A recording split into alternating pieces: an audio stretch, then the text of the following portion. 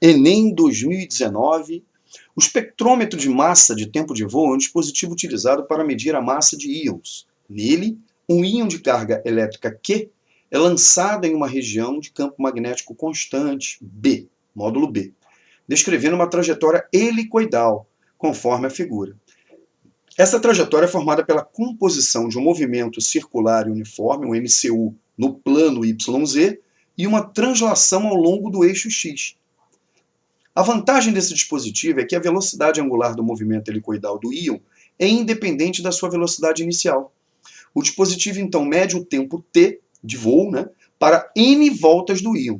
Então, n voltas, quer dizer, o tempo t de n voltas é n multiplicado pelo período. Né? Período é o tempo para dar uma volta. Então, se eu dei n voltas, eu tenho um tempo total igual a n vezes um período. Muito bem. Logo, com base nos valores da carga, do campo, do número de voltas e do tempo de voo, pode-se determinar a massa do íon. A massa do íon medida por esse dispositivo será dada por... Bom, vamos lá. Então, por que a trajetória é helicoidal? Toda vez que uma partícula penetra perpendicularmente ou transversalmente, né, quando a direção do vetor velocidade forma um determinado ângulo com as linhas de indução do campo magnético, B, que aqui é uniforme, podemos pegar a velocidade e decompô-la em duas componentes. Uma componente paralela ao campo magnético, né? Lembrando que o módulo da força magnética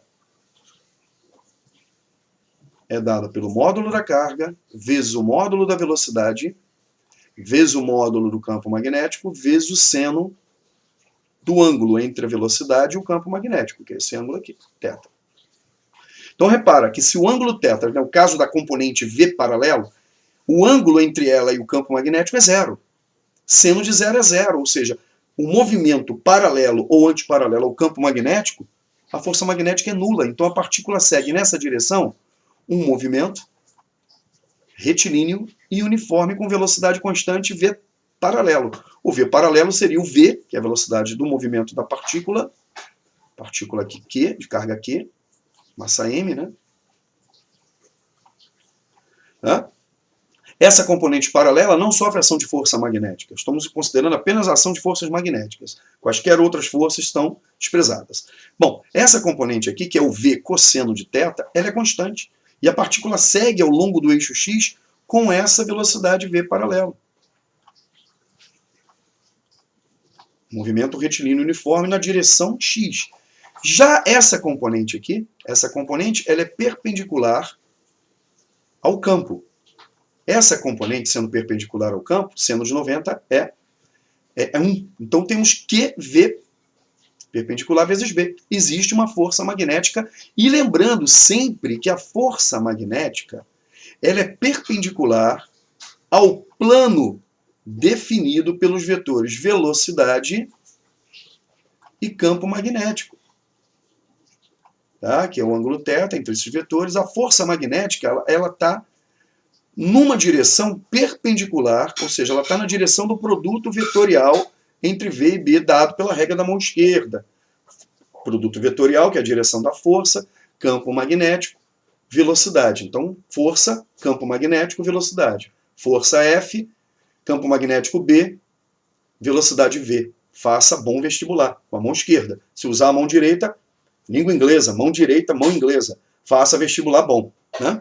Bom, enfim. Então, a força magnética ela é perpendicular à velocidade e ao campo magnético. Então, ela vai ser perpendicular a essa componente. Então, por isso que essa componente executa um movimento circular uniforme. Se o movimento é circular uniforme, é porque o vetor velocidade, que é essa componente V perpendicular, e a força magnética, a velocidade sendo tangencial e a força magnética sendo perpendicular a ela, a força magnética é radial, então ela é centrípeta. Então essa trajetória curvilínea é um movimento circular uniforme que tem um período bem definido, um período t bem definido, né? E um movimento sendo periódico, um movimento só pode ser circular uniforme. Então nós só temos aceleração centrípeta. Se temos aceleração centrípeta, pela segunda lei de Newton, a força resultante Está na direção e no sentido da aceleração. Então a força magnética ela é a resultante centrípeta, que modifica apenas a direção dessa componente V perpendicular, tá? E não o módulo. Então, a massa do íon medida por esse dispositivo depende da relação entre o módulo da força magnética, que é igual à resultante centrípeta. Tá? Então a força magnética sobre essa componente seria Q, o valor dessa componente, V perpendicular, VB. Tá? Isso tem que ser igual à resultante centrípeta, essa componente ao quadrado, sobre o raio da trajetória. Então, portanto, podemos cancelar o V perpendicular, um V aqui com um V daqui. Podemos, a partir daí, por exemplo, tirar o valor da massa. A massa seria, então, QBR dividido pela velocidade correspondente ao movimento circular uniforme, que é esse V perpendicular aqui. Não se esqueça, esse movimento helicoidal só ocorre quando a velocidade é transversal, formando um ângulo θ que não seja nem 0, nem 90, nem 180. Porque se for 90, teremos apenas movimento circular. Se for 0 ou 180, teremos movimento retilíneo uniforme. E se for qualquer ângulo, um movimento transversal, teremos a decomposição da velocidade com uma componente perpendicular ao campo, que dá origem ao movimento circular, superposta à componente paralela, que dá um movimento uniforme, retilíneo. Então teremos o circular acompanhado de um retilíneo. Né? Teremos um movimento helicoidal. Então estamos trabalhando aqui o período do movimento circular. Né? Então, a resultante centrípeta, por que ela é resultante centrípeta? Porque se o movimento é circular e uniforme, nós só temos aceleração centrípeta, lá da cinemática vetorial.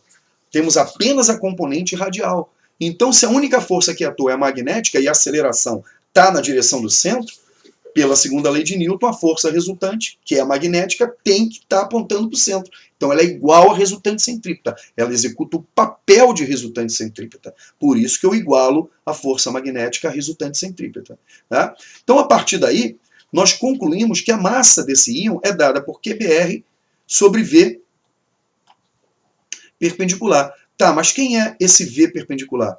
É a velocidade tangencial de um movimento circular uniforme. Ou seja, o seu módulo é dado por 2πr,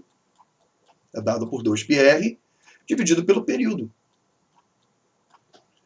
Né? Lembrando que o tempo de voo é o tempo para dar n voltas. Bom, uma volta não é um período, então o tempo de voo é n períodos. Então quem é o período? O período é o tempo de voo dividido pelo número de voltas. Né? Então, se você deu 10 voltas, né, em 20 segundos, então 20 segundos dividido por 10, o teu período é de 2 segundos, evidentemente. Então, eu vou pegar essa turma aqui e vou substituir aqui, para determinar a massa do íon. Então, qual vai ser a massa do íon? QBr, no numerador, dividido pelo módulo da velocidade, que é 2πr sobre o período. Então, é 2πr sobre o período. Tá? Mas quem é o período? É T sobre N. Então aqui vai ficar 2πrn sobre T. Então, ó, R cancela com R. Tá? Teremos aqui, ó, repetindo o numerador e multiplicando pelo inverso do denominador, que a massa vai ser QB multiplicado por 2πn sobre T, pelo inverso de 2πn sobre T, que é T sobre 2πn. Então vai ficar QBT sobre 2πn. Então, a massa, usando esse dispositivo, esse espectrômetro de massa, de tempo de voo, medindo o tempo de voo e o número de voltas, sabendo o campo magnético, sabendo o módulo da carga, se o sinal da carga mudar, vai mudar o sentido do movimento. Né? A força magnética ela vai estar no sentido contrário se a carga for negativa. Então, se ela girar, em vez de girar nesse sentido, ela giraria nesse sentido. Tá? Muito bem. Então, aqui deu QBT sobre 2πn. QBT sobre 2πn, letra A. Muito bem. Vamos aqui fazer uma outra abordagem, né, algébrica. Então, lembrando que a força magnética é igual a centrípeta por quê? Porque a força magnética é sempre perpendicular à velocidade. Se ele diz que no plano YZ existe um movimento circular uniforme, É porque a aceleração é centrípeta. E como só tem a força magnética atuando, a força magnética é a resultante que aponta para o centro. Ela é a resultante centrípeta. Por isso que eu igualo a força magnética à resultante centrípeta. Força magnética sobre essa componente da velocidade é QVB, tá? Ou QBV, que é igual a mv ao quadrado sobre r, que é a resultante centrípeta. Massa vezes aceleração centrípeta. Então, como a resultante é a força magnética e ela aponta para o centro, então ela tem que ser igual a massa vezes a aceleração centrípeta, que é v ao quadrado sobre r. Então, por isso que QVB, que é o módulo da força magnética, tem que ser igual a massa vezes a aceleração centrípeta, mv ao quadrado sobre r. Simplificando, aqui uma outra abordagem. Eu estou tirando o raio. Quem é o raio? Simplificando o v do lado esquerdo com o v do lado direito, quem é o raio? O raio é mv sobre QB. Tá, mas quem é V? Vamos lá. V é 2πr sobre t. Então, essa componente do movimento circular uniforme, tá? A velocidade tangencial, o módulo dela no movimento circular uniforme é uma volta, 2πr, uma volta num período, 2πr sobre t. Tá? Então, quem é t? 2πr sobre v. Então, substituindo aqui o t, né? Quem é o t? 2π sobre v vezes o raio. Quem é o raio? mv sobre qb. No lugar do raio, substituir aqui o raio por mv sobre qb. Então, quem é o período? É 2πr sobre v. Tá, mas quem é r? mv sobre qb. Então, sobrou aqui o período, 2π, o v de cima morre com o v de baixo, 2πm sobre qb. Então, tá aí o período, 2πm sobre qb. Bom, o tempo de voo. O tempo de voo é n voltas vezes o período. Então, eu vou pegar a fórmula do período, tá aqui, ó, 2πm sobre qb e multiplicar por n. Então, T, que é o tempo de voo, é 2πm n sobre QB. Então, quem é o m? Esse QB passa multiplicando o T, e esse 2πn passa dividindo. Então, quem é o m? QBT sobre 2πn. Então, conhecendo o módulo da carga, o módulo do campo magnético, determinando o número de voltas e o tempo de voo, que aqui é a relação de período, né? Determinamos a massa do íon. Muito bem. Gabarito letra A. Questão 74. As escadas flutuantes, em cascatas, feitas em concreto armado, são um elemento arquitetônico arrojado que confere leveza a uma estrutura intrinsecamente massiva. Essas escadas são apoiadas somente na extremidade superior, normalmente em uma parede, e no chão. O esquema abaixo mostra as forças aplicadas na escada pela parede FP, então essa é a força total, a resultante que a parede aplica na escada, na extremidade esquerda, superior, e aplicada pelo chão. Essa é a força resultante aplicada pelo chão sobre a escada, na extremidade inferior direita. Muito bem, é o chão aplicado pela terra. Todas pertencentes a um plano vertical. Então, tudo isso aqui está num plano vertical. Com base nesse esquema, é correto afirmar que, bom, pede-se a relação entre as forças e os respectivos ângulos em relação à horizontal, tá? Que a parede faz sobre a escada e que o chão faz sobre a escada. Então, vamos considerar a escada, né, como um corpo extenso. Então, o que nós vamos fazer? Vamos decompor as forças. Qual é a condição para que um corpo extenso fique em equilíbrio? Que o somatório vertical das forças seja igual a zero, a resultante na vertical seja zero e que a resultante na horizontal seja zero. Além disso, o momento horário em relação a um ponto pré-estabelecido, um polo, tem que ser igual ao momento anti-horário em relação a esse mesmo polo. Mas aqui, a questão envolve apenas as componentes horizontal e vertical das forças que a parede e o chão exercem sobre a escada. Então vamos decompor a força que a parede faz sobre a escada em suas componentes horizontal e vertical, assim como as forças. Decompor a força que o chão faz sobre a escada em suas componentes horizontal e vertical. Projetando a força que a parede faz, Fp, na horizontal, então projetando na horizontal, teremos o Fp cosseno de θp. Esse vetor está encostado no θp. Então, Fp cosseno de θp. Agora eu vou projetar a componente horizontal da força que o chão faz sobre a escada. Então, faço o chuveirinho aqui até a sombra horizontal desse vetor Fc. Então, temos aqui, ó, Fc que está encostado no θc. Então, repara que a força horizontal para a direita é Fp cosseno de θp. Essa é a componente horizontal que a parede faz sobre a escada. É a força com que a escada é empurrada para a direita. E essa daqui é a componente que o chão faz para a esquerda, sobre a escada. É o atrito, né? O componente aqui horizontal é a força de atrito, né? Estática. Muito bem, agora eu vou fazer a projeção na vertical. Projetando o FP na vertical, eu tenho FP que está separado do θP. Então essa componente vertical para cima é FP seno de θP. A mesma coisa aqui. Ó. Esse FP cosseno θP é a normal que a parede faz sobre a escada. E o FP seno de θP é o atrito, que a tendência da escada é escorregar para baixo, é o atrito. Né? Então está aqui a componente vertical FP seno de θP. E agora eu vou projetar FC na vertical. Está ali, ó, projetando na vertical. FC que está separado do θC. Então FC seno de θC. Isso aqui é normal, a força normal que o chão faz sobre a escada. Então, no equilíbrio, a resultante das forças na vertical, para cima, tem que ser igual a resultante nas forças verticais para baixo, para que a resultante total na vertical seja zero. Na horizontal, a resultante para um lado tem que ser igual a resultante para o outro. Ou seja, a força para a direita tem que ser igual à força para a esquerda. Então, na horizontal, o que nós temos aqui? Ó? A resultante das forças horizontais, FH, H de horizontal igual a zero. Quais são as forças horizontais que nós vemos aqui? FP cosseno θP para a direita e FC cosseno θC para a esquerda. Para que a soma vetorial seja zero, o cabo de guerra tem que dar empate. Então, forças somadas para um lado tem que ter o mesmo módulo das forças somadas para o outro. Como só tenho duas, FP cosseno θP para um lado tem que ser igual, no equilíbrio, a FC cosseno de θC. Então, isso é que eu tenho na horizontal. Agora eu vou para a vertical. O que nós temos na vertical? Para cima, FP seno θP e FC seno θC. E o que eu tenho para baixo? MG, o peso da escada. Então, na vertical, o somatório vetorial das forças verticais tem que ser a soma do que está para cima igualada à soma do que está para baixo. Qual é a soma do que está para cima? FP seno θP mais FC seno θC. Isso tem que ser igual ao que está para baixo, MG. Então, FP seno θP mais FC seno θC igual a MG. Consultando as opções, vemos que essas duas condições estão na letra A.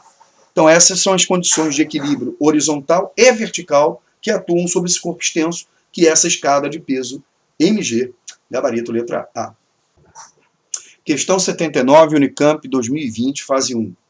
Em analogia com o circuito elétrico, a transpiração foliar é regulada pelo conjunto de resistências, medidas em segundos por metro, né? Existentes na rota do vapor entre os sítios de evaporação próximos à parede celular, no interior da folha e a atmosfera. Simplificadamente, as resistências dos espaços intercelulares de ar, então existe uma resistência a esse fluxo, né? Essa transpiração, né? Em metros por segundo, né? O inverso dela é a resistência, segundos por metro. Nesse espaço que contém ar, então, resistência dos espaços intercelulares de ar. As induzidas pela presença dos estômatos, resistência induzida pela presença dos estômatos, e da cutícula, resistência da cutícula. E a promovida pela massa de ar próxima à superfície das folhas, RCL. Muito bem. O esquema abaixo representa as resistências mencionadas aqui. A analogia com o circuito elétrico, né, nós temos uma associação mista. Né, uma resistência em série, em paralelo com o resistor, tudo isso em série com uma outra resistência. Então existe aqui uma diferença de potencial, não é a diferença de potencial elétrico. Tá? Bom, tendo em vista os dados apresentados e considerando que a condutância é o inverso da resistência, analise a alternativa que indica a espécie com menor transpiração e sua respectiva condutância total à difusão do vapor entre os sítios de evaporação e atmosfera. Então existe aí uma diferença de potencial, que pode ser pressão, gradiente de pressão, tá? Que gera uma difusão de vapor, um movimento, um fluxo de vapor, né? Que é a transpiração foliar. Bom, essa transpiração vai depender dessas combinações de resistências, né? Entre esses tipos de resistência, né? Dessas estruturas. Muito bem. Então, vamos estudar primeiro as condições para a espécie 1, depois para a espécie 2. Vamos achar a resistência equivalente, né, para a espécie 1 e para a espécie 2. O inverso dessas resistências equivalentes é a condutância equivalente. Então aqui nós temos a tabela com os valores das resistências das espécies 1 e 2 e aqui o circuito correspondente. Lembrando que ele quer a que produz menor transpiração, portanto a que oferece maior resistência a esse fluxo de vapor, né? E a correspondente condutância. Então vamos lá. Então vamos achar a resistência equivalente da espécie 1, da espécie 2, vamos ver qual é a maior resistência equivalente que corresponde à menor taxa de transpiração, né? Então vamos lá. Então a espécie 1, a resistência, essa resistência EIA vale 10 segundos por metro, essa resistência ST vale 30 segundos por metro, e essa resistência CUT, que são as resistências específicas para essa estrutura, vale 120, e a resistência RCL vale 50. Então nós temos esse circuito aqui, cuja resistência, que é uma associação mista, né? Então primeiro nós temos que resolver essa associação em série, tá? Primeiro tem que matar essa associação em paralelo. Só que essa associação em paralelo, o ramo superior tem uma associação em série. Então isso aqui corresponde a 10, essa porção corresponde a 10 mais 30, isso aqui corresponde a 40. Então, esse de 40 segundos por metro está em paralelo com esse de 120. Então, como eles são diferentes, nós fazemos o produto, 40 vezes 120, sobre a soma, 40 mais 120. E o resultado disso, tudo isso aqui corresponde a 40 vezes 120 sobre 40 mais 120, que está em série com esse de 50. Então a resistência equivalente total vai ser 40 vezes 120 sobre 40 mais 120 mais 50. Né? Isso vai dar 80 segundos por metro. Então essa é a resistência equivalente da espécie 1. Então é como se eu tivesse apenas essa resistência de 80 segundos por metro. Qual é o inverso da resistência? Né? Bom, o inverso dessa resistência é de 125, 1 sobre 80, que é 125 vezes 10 a menos 4, né? Ou 1,25 vezes 10 a menos 2. O inverso de segundo por metro é o metro por segundo, que é essa taxa da transpiração. Né? Bom, agora vamos para a espécie 2. Bom, a espécie 2, essa resistência IA vale 30, essa resistência ST vale 10, aqui. Essa resistência CUT vale 280, substituindo os valores, e essa RCL vale 15. Então temos outra associação mista. Né? Então, mais uma vez, esse cara de 30 está em série com esse de 10, que equivale a 40, e esse de 40 está em paralelo com esse de 280. Como são dois resistores, duas resistências, né? Diferentes em paralelo, eu faço o produto 40 vezes 280 sobre a soma. 40 mais 280. Fazendo essa continha, você depois soma com 15, que vai te dar a resistência equivalente total. Por quê? Porque essa porção aqui está em série com essa de 15. Então, 40 vezes 280 sobre 40 mais 280 mais 15. É a resistência equivalente total, que dá 50. O inverso de 50, que seria a sua condutância, né? Seria igual a 200 vezes 10 a menos 4 metros por segundo, que é o inverso de 1 sobre 50, é o mesmo que 2 vezes 10 a menos 2, ou 200 vezes 10 a menos 4, ajustando para a potência de 10 das opções. Bom, muito bem, como ele pediu aquela que oferece a menor transpiração, é que tem a maior resistência. Né? A menor taxa de transpiração corresponde à menor condutância. A maior resistência, a menor condutância. Né? Portanto, é a espécie 1, que oferece a maior resistência, a menor condutância, e uma condutância de 125 vezes 10 a menos 4. Então, uma questão que envolve aí uma interdisciplinaridade com uma analogia, né? Um circuito celular, vamos dizer assim, com um circuito elétrico. Então, usamos todo o nosso conhecimento sobre associação de resistores para resolver esse problema. Né? Associação de resistores, uma associação mista, em que achamos o equivalente, e o inverso do equivalente, segundo o enunciado, seria a taxa de transpiração. Né? Então, essa daqui que oferece a maior resistência tem a menor taxa de transpiração, gabarito letra B. Muito bem, questão 75, Unicamp 2020, fase 1. O CO2 dissolvido em bebidas carbonatadas, como refrigerantes e cervejas, é responsável pela formação da espuma nessas bebidas e pelo aumento da pressão interna das garrafas. tornando-a superior à pressão atmosférica. O volume de gás no pescoço de uma garrafa com uma bebida carbonatada a 7 graus Celsius é igual a 25 ml, ou 25 centímetros cúbicos, né? E a pressão no interior da garrafa é de 2,5 vezes 10 a 5 pascals, cerca de 2,8 atmosferas. Trate o gás no pescoço da garrafa como um gás perfeito, gás ideal. Considere que a constante universal dos gases é de aproximadamente 8 joules por mol Kelvin e que as temperaturas na escala Kelvin e Celsius relacionam-se da forma: temperatura em Kelvin é a temperatura em Celsius mais 273. Muito bem. Qual é o número de moles ou de mols de gás no pescoço da garrafa? Muito bem, os dados referentes se referem ao estado desse gás, com a hipótese de ser um gás ideal, um estado de equilíbrio termodinâmico, ou seja, ele está numa certa temperatura, ocupando um certo volume e numa certa pressão. Tá?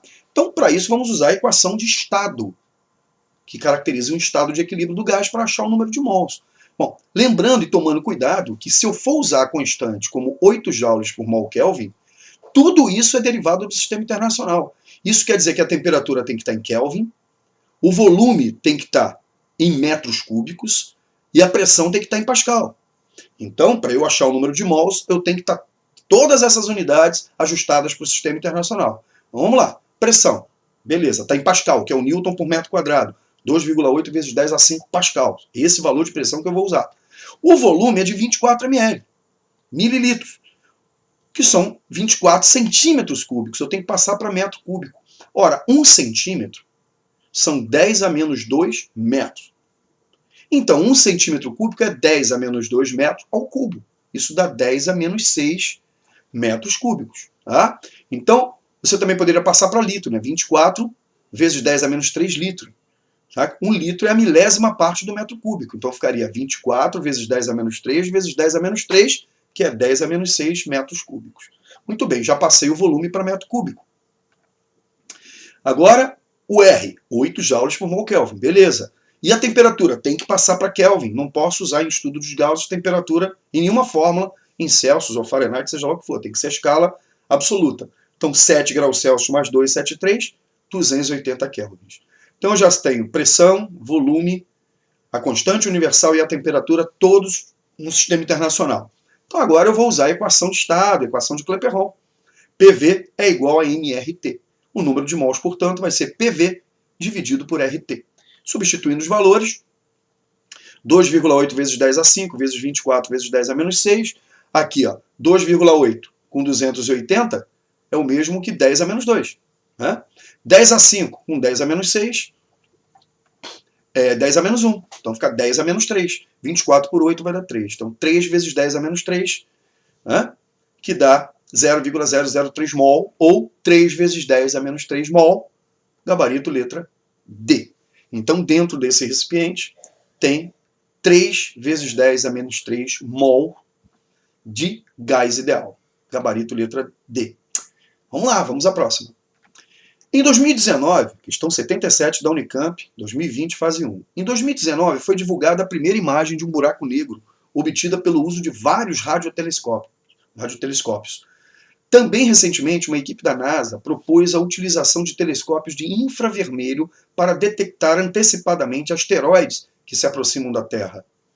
Considere que um radiotelescópio detecta ondas eletromagnéticas provenientes de objetos celestes distantes na frequência de ondas de rádio. 1,5, o que quer dizer esse Gzão aqui? Gigahertz. Hertz é a unidade de frequência, derivada do sistema internacional. Giga é um múltiplo, é uma potência de 10. É o bilhão, é o 10 a 9. Então, 1 bilhão e 500 milhões de ciclos por segundo. Frequência de uma onda de rádio. Né? Ou 1,5 vezes 10 a 9 Hz. E que um telescópio de infravermelho detecta ondas eletromagnéticas originadas em corpos do sistema solar na frequência do infravermelho. Todo corpo acima do zero absoluto irradia com bastante intensidade no infravermelho. De 30... O que é T? O que significa esse T aqui? Esse conhecimento desses prefixos tem que ser levado em conta. Quilo, mega, giga, tera, mili, micro, nano, pico. Né? Essas potências de 10 devem ser bem conhecidas. Bom, 30 terahertz são 30 trilhões de hertz. É 10 a 12. Então, qual é a razão entre os correspondentes comprimentos de onda no vácuo? Ele quer a razão entre o comprimento de onda das ondas de rádio e das ondas de infravermelho. Qual é a relação, né, desses comprimentos de onda para eu poder ajustar o meu equipamento? Então, vamos lá. Então, tomando cuidado, é uma questão simples, mas você pode se dar mal se não considerar os prefixos adequadamente. Então, vamos lá. Então, velocidade de uma onda eletromagnética, eu costumo usar C, a velocidade da luz e das ondas eletromagnéticas, para qualquer onda, velocidade de qualquer onda é o produto do seu comprimento de onda pela sua frequência, tá? Mesmo para as ondas eletromagnéticas. Então, a velocidade C é a velocidade da luz no vácuo, né? Muito bem. Então, o comprimento de onda é a velocidade da luz no vácuo dividido pela frequência. Então, a razão entre esses comprimentos de onda, o comprimento de onda da onda de rádio dividido pelo comprimento de onda da onda de infravermelho vai ser a frequência do infravermelho dividido pela frequência de rádio, porque para uma mesma velocidade, os lambdas são inversamente proporcionais aos f's. Então, a razão entre os lambdas é igual ao inverso da razão entre os f's. Bom, substituindo os valores, a frequência do infravermelho é de 30 vezes 10 a 12 Hz, 30 terahertz, e da frequência das ondas de rádio é de 1,5 GHz, 1,5 vezes 10 a 9 Hz. Né? Como ela é a razão, cancela essas unidades, eu tenho aqui um número puro. 30 dividido por 1,5 dá 20. Né? 10 a 12 por 10 a 9, repete a base e subtrai os expoentes, 10 a 3. Então 20 vezes 10 a 3, ou 2 vezes 10 a 4. Né? Então, o comprimento das ondas de rádio é 20 mil vezes maior que o comprimento das ondas de infravermelho. As ondas de rádio têm comprimentos da ordem de metros, centímetros. Né? Então tá aí ó, a razão entre o comprimento de onda das ondas de rádio e das ondas de infravermelho é de 20 mil, gabarito letra C. Muito bem. A lupa é um instrumento óptico, questão 78 da Unicamp, 2020, fase 1. É um instrumento óptico simples, formado por uma única lente convergente. Ela é usada desde a antiguidade para observar pequenos objetos e detalhes de superfície. A imagem formada pela lupa é direita e virtual. Né? Qual figura abaixo representa corretamente o traçado dos raios luminosos principais provenientes de um determinado ponto de um objeto observado por uma lupa? Nessas figuras F e F' representam os pontos focais, os focos principais, objeto e imagem. Né? O, o objeto, e I, a imagem. Muito bem, na figura A, nós temos aqui o objeto, né, situado entre o foco e o centro óptico. Um raio, pegando um raio de luz paralelo ao eixo óptico, ele tem que sofrer refração passando pelo foco principal objeto, a imagem. E todo raio que passa pelo centro não sofre desvio. Esses dois raios saem divergindo da lente. Portanto, não vamos conjugar uma imagem real. Portanto, seus prolongamentos se encontram num ponto do mesmo lado do objeto. Ou seja, a imagem é formada, o ponto imagem é formado pelo prolongamento de raios que saem do sistema. Ou seja, ponto imagem. E é um ponto imagem virtual. Então, essa imagem vai ser virtual, ampliada e direita. Então, o observador que olha para a lente, ele vai receber informação dessa imagem ampliada, direita e virtual. Para isso eu tenho que olhar para a lente. Né? Bom, as outras figuras, as outras opções, nós temos aqui, por exemplo, um raio que se propaga passando, né, um raio incidente passando pelo centro, não sofre desvio. Tá? E o objeto aqui, ó, um raio incidente não sofre desvio. E o raio paralelo, tá, deveria passar pelo foco imagem. O foco imagem está do lado direito. O foco imagem numa lente convergente está do lado oposto do objeto. Então, se esse raio chega paralelo, ele teria que sofrer refração passando pelo foco imagem. Aqui ele está sofrendo refração passando uma direção, passando pelo foco objeto. Isso aqui seria uma lente divergente. Está errado. Bom, na letra C nós temos aqui o objeto, entre o foco e o centro óptico. Tá aqui, ó. Todo raio que incide paralelamente passa pelo foco imagem e não pelo ponto onde principal imagem. Letra C está errada. E aqui, ó, letra D. Todo raio que incide paralelamente sofre refração passando pelo foco imagem, que está do outro lado do objeto. Aqui ele está mostrando um raio incidente paralelo, cujo prolongamento passa pelo ponto onde principal objeto. Totalmente errado. Então a única construção que tem os seus raios traçados de forma correta, adequada para uma lente convergente, é a opção que é a letra A. Então, para funcionar como uma lente de aumento, o objeto tem que estar situado entre o foco, o principal objeto, e o centro óptico da lente. Com isso, você vai obter uma imagem virtual, direita e ampliada. Gabarito letra A. Valeu, pessoal. Até a próxima aí. Um abraço. Bons estudos para todos.